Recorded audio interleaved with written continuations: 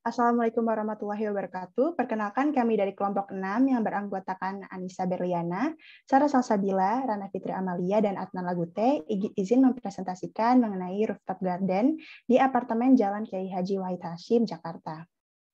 Untuk isu yang kami ambil ada 8 buah, diantaranya adalah konsep rooftop garden, kelebihan dan kekurangan, konstruksi, pemilihan material hardscape yang sesuai, pemilihan vegetasi yang sesuai, instalasi listrik, instalasi plumbing, dan juga instalasi lighting. Untuk konsep umum yang diambil adalah green building, di mana ingin memberikan ruang untuk kegiatan pengguna tapak, spot yang estetik, dan memberikan nilai ekologikal untuk gedung. Sebelum para konseptor ini menentukan konsep, mereka sangat mempertimbangkan tujuan dari dibuatnya rooftop garden ini. Di antaranya adalah mengurangi gas rumah kaca sebagai suplai oksigen, memberikan iklim mikro yang nyaman, menjadikan bangunan yang ramah lingkungan, sebagai habitat satwa liar, dan juga menambah nilai ekonomi dari bangunan.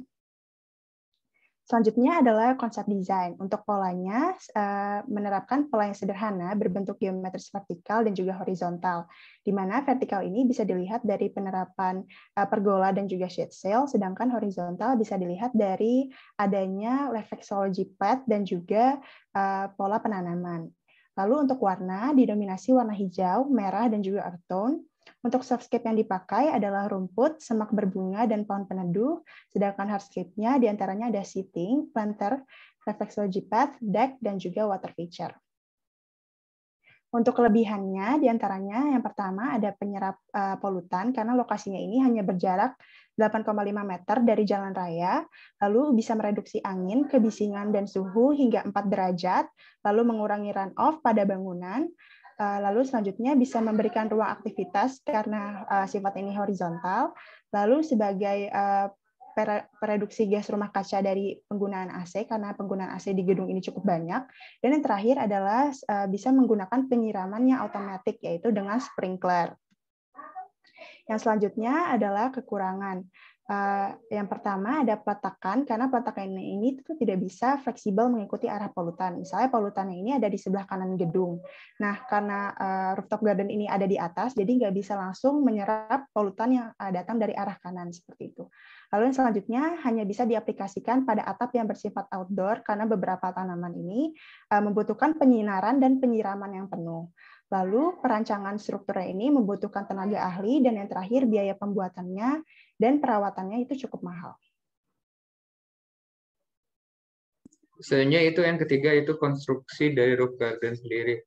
Untuk dalam pembuatan rooftop garden harus memperhatikan aspek dasar, yaitu konstruksinya. Karena umumnya konstruksi pada rooftop garden itu menggunakan lapisan-lapisan yang sama. Namun perbedaan konstruksi ini disesuaikan dengan kondisi tapak. Nah, untuk prinsip utama dari konstruksi bangunan di rooftop garden itu yang pertama, tanah atau media ringan tetapi kuat menahan berdiri tegaknya tanaman. Kemudian beban tidak terpikul oleh atap atau diperhitungkan. Atap harus dilapisi dengan lapisan kedap air atau waterproof. Kemudian permukaan harus miring ke arah pembuangan air atau drainase. Kemudian yang terakhir, lapisan penahan media atau tanah harus mampu menahan media agar tidak bawa ke arah pembuangan air. Boleh di next. Secara sederhana, berikut ilustrasi dari lapisan konstruksi yang digunakan pada rooftop garden. Itu ada 3. Yang pertama, lapisan waterproofing, yang merupakan lapisan kedap air yang akan melindungi plat dari rembasan air saat hujan maupun penyiraman. Jenis waterproofing ada 2, yaitu membran cair dan membran lembaran. Yang kedua itu ada lapisan pelindung. Lapisan ini berfungsi melindungi lapisan waterproofing dari gangguan mekanik seperti desakan akar, kerusakan akibat bahan kimia, ataupun kecerobohan saat penanaman. Dan yang terakhir ada lapisan drainase cell yang merupakan lapisan pengganti batu koral dan agregat yang berfungsi sebagai tempat cadangan air untuk keperluan tanaman sekaligus mengarahkan kelebihan air ke saluran pembuangan. Filter disarankan terbuat dari geoxtil atau ijuk karena berfungsi mengalirkan air ke bawah tetapi tetap menahan butiran tanah agar tidak menyumbat lubang pembuangan. 2 gambar di samping adalah ilustrasi bagaimana penerapan lapisan ini pada rooftop garden. Boleh di next. Yang keempat itu material hardscape yang di rooftop garden apartemen. Pada tapak yang kami ambil ini ada beberapa material hardscape yang bisa diterapkan, yang itu ada bench, kemudian ada lampu taman, paving, pergola, timber deck, water filter, kemudian plating box, set sail, dan ayunan. Ada di samping ini ada gambar dari ilustrasi material hardscape. Boleh di next. Kemudian ada DED dari material hardscape yang digunakan. Ada DED dari paving, plating box, bench, ayunan, pergola, water cutter, timber deck, set sail, lampu taman, dan ada jalur refleksi yang mana jalur ini yang diterapkan pada rooftop garden yang kami gunakan. Sekian dari saya, akan dilanjutkan oleh teman saya. Oke, berlanjut ke vegetasi yang kita terapkan pada roof garden. Next. Jadi untuk memilih vegetasi ini, kita harus memperhatikan juga jenis roof garden-nya. Jadi untuk tapak yang kita pilih, jenis roof garden yang akan diaplikasikan adalah intensive roof garden, di mana jenis ini itu dapat menampung berbagai jenis tanaman sehingga diperlukan substrat yang lebih dalam. Nah, dengan jenis tanaman yang lebih beragam ini juga, maka biaya untuk konstruksi dan biaya pengelolaannya itu akan lebih mahal. Next. Nah, di sini ada jenis-jenis vegetasi yang kami pilih. Ada Axonopus compressus sebagai ground cover, Ixora coccinea sebagai semak rendah, Michelia alba sebagai pohon sedang, Plumeria rubra, Tabebuia argentea, Melaleuca kayu putih, Daelenix regia, dan Samania saman. Nah, pemilihan ini itu selain didasari dari tadi jenis roof garden-nya, kita juga bisa melihat vegetasinya itu harus yang tahan terhadap sinar matahari langsung, kemudian tahan terhadap angin, laju pertumbuhannya juga tidak terlalu cepat, kemudian tipe akarnya itu bukan yang menghunjam ke bawah sehingga konstruksi atap di roof garden-nya itu tidak rusak, dan yang tentunya memiliki kualitas estetika yang baik, jadi bisa dari warnanya, kemudian bentuk daun, serta bunga. Nah, agar tampilan taman itu bisa lebih menarik. Next. Nah, di sini ada penempatan vegetasi. Bisa dilihat ada side plan dan ada penampakan yang menunjukkan nama-namanya. Next. Oke, jadi kita berlanjut ke lighting pada roof garden. Nah, untuk jenis-jenis lighting yang akan digunakan pada roof garden kami ini adalah spotlights, spike lights, in-ground lighting, bollard, dan LED light strips. Jadi, lighting itu selain memberikan efek pencahayaan, dia juga bisa membuat suasana tertentu gitu di roof garden-nya. Ini ada ilustrasi penggunaan dan suasana yang diciptakan oleh lighting pada taman. Kemudian next. Nah, di sini ada tipe-tipe lighting yang kita gunakan. Di sini yang pertama itu ada spotlight yang berfungsi untuk memberikan fokus pada vegetasi dan hardscape taman. Ini biasanya diletakkan di depan objek tertentu. Kemudian ada in-ground lights untuk memberikan aksen dan elemen pengarah pada pathway. Nah, ini tuh bisa ditata sedemikian rupa dengan pola-pola yang unik. Selanjutnya ada bollard yang tentu berfungsi sebagai pembatas dan juga sebagai elemen pengarah. Dan yang terakhir ada LED light strips yang berfungsi untuk menegaskan bentuk dari outdoor furniture. Contohnya di sini ada bench. Next. Nah, untuk menginstalasi lightingnya ini kita harus melihat posisi atau lokasi penempatan. Jadi kita tuh tidak boleh menginstal lighting di tanah yang cekung ke dalam gitu, karena lokasi seperti itu cenderung ada genangan air. Nah, genangan air itu kan meningkatkan risiko untuk konslet, walaupun pasti kalau lighting yang kita akan gunakan di roof garden ini adalah lighting yang sudah memiliki spesifikasi waterproof. Nah, di sini ada ilustrasi dari koneksinya. Bisa kita lihat nih ada yang namanya junction box dan connection. Nah, pada bagian ini juga kita harus memilih junction box yang berspesifikasi waterproof. Nah, tapi ada opsi lain selain waterproof itu, kita juga bisa melapisi junction box atau mengisinya itu dengan resin supaya meminimalisir risiko untuk konslet. Next.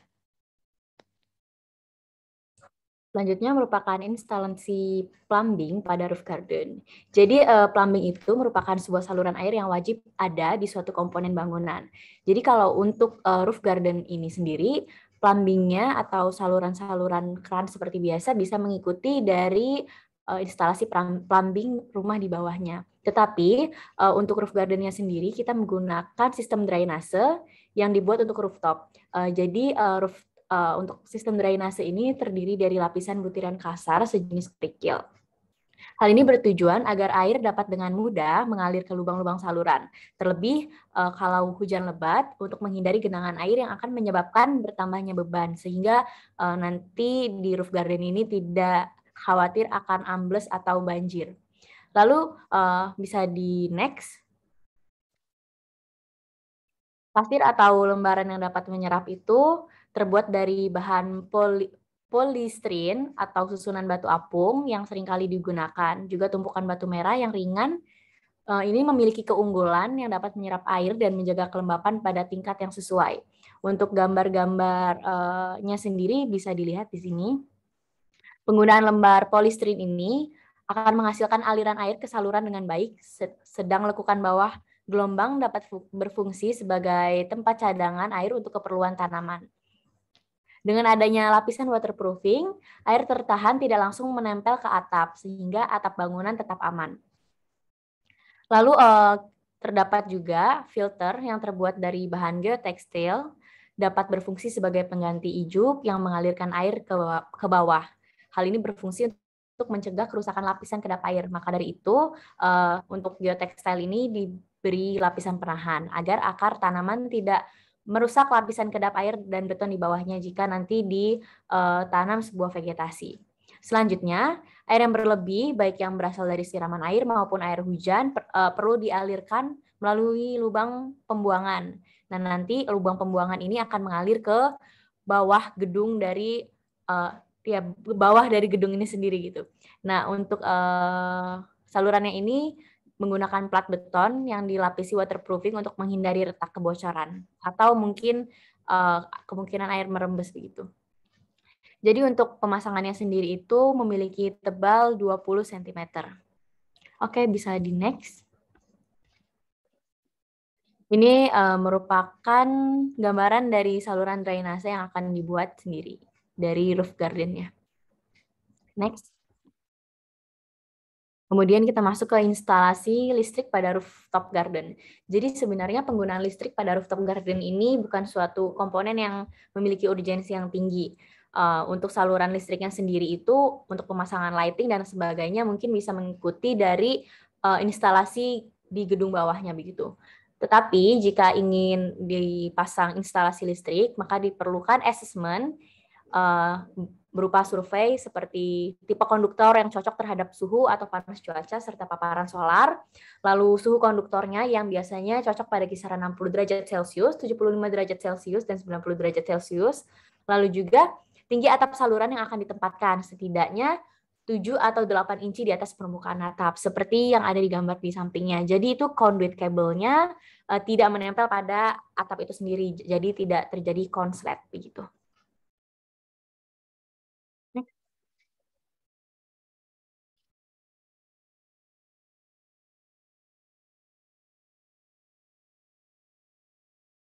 Berikut redesign dari rooftop garden yang kami gunakan di apartemen itu berapa kelihatannya dari atas, samping, dan berapa sudut dari rooftop garden ini. Sekian presentasi dari kelompok kami, kurang lebihnya mohon maaf. Assalamualaikum warahmatullahi wabarakatuh.